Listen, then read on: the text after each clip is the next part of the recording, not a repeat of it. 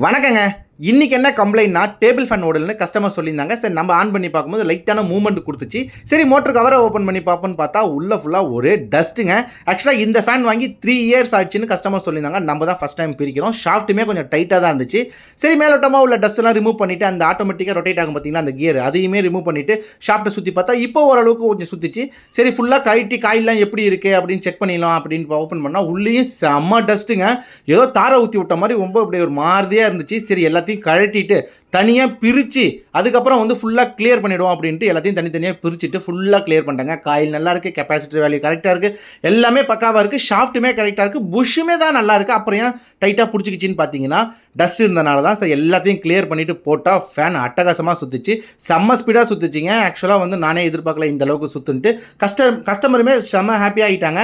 So இந்த ஒர்க்குக்கு நான் எவ்வளோ சார்ஜ் பண்ணேன்னு பார்த்தீங்கன்னா 200, கஸ்டமர் கொடுத்தது 150. ஸோ ஃபைனலாக எல்லாத்தையும் முடிச்சுட்டு கஸ்டமர் கையில் ஒப்படைச்சிட்டு அங்கேருந்து கிளம்பிட்டாங்க. வரேங்க, பாய்ங்க. நம்ம ஒர்க் பிடிச்சிருந்தேன்னா கண்டிப்பாக ஒரே ஒரு லைக் மட்டும் தட்டிட்டு போயிடுங்க. நெக்ஸ்ட் வீடியோவில் பார்க்கலாம்.